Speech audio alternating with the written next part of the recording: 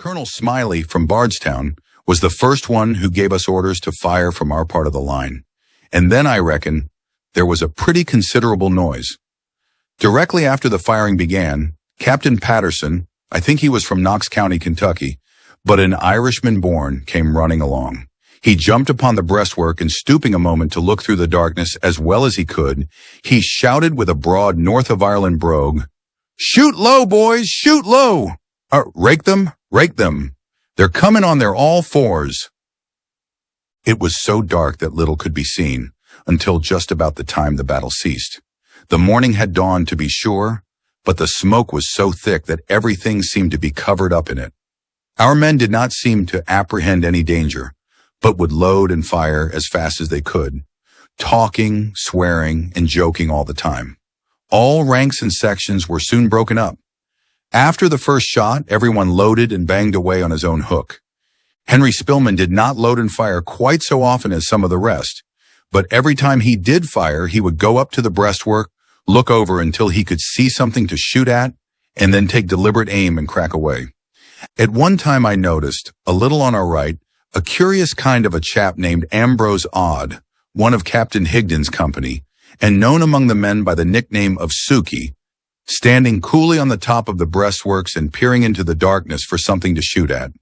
The balls were whistling around him and over our heads, as thick as hail, and Colonel Slaughter, coming along, ordered him to come down.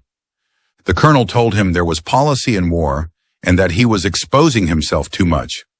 Suki turned around, holding up the flap of his old broad-brimmed hat with one hand, to see who was speaking to him, and replied, "Oh, never mind, Colonel.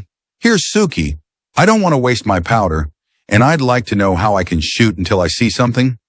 Pretty soon after, Suki got his eye on a red coat, and no doubt made a hole through it, for he took deliberate aim, fired, and then coolly came down to load again.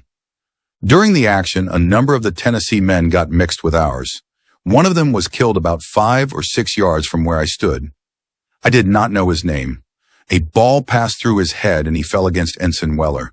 This was the only man killed near my station. It was near the close of the firing.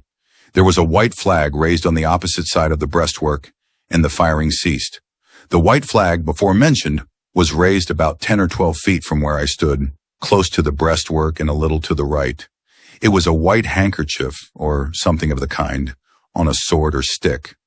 It was waved several times, and as soon as it was perceived, we ceased firing.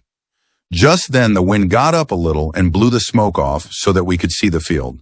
It then appeared that the flag had been raised by a British officer wearing epaulets. It was told he was a major. He stepped over the breastwork and came into our lines. Among the Tennesseans who had got mixed with us during the fight, there was a little fellow whose name I do not know, but he was a cadaverous-looking chap and went by that of Paleface. As the British officer came in, Paleface demanded his sword. He hesitated about giving it to him, probably thinking it was derogatory to his dignity, to surrender to a private all over begrimed with dust and powder, and that some officer should show him the courtesy to receive it. Just at that moment, Colonel Smiley came up and cried with a harsh oath, Give it up to him in a minute." The British officer quickly handed his weapon to Paleface, holding it in both hands and making a very polite bow.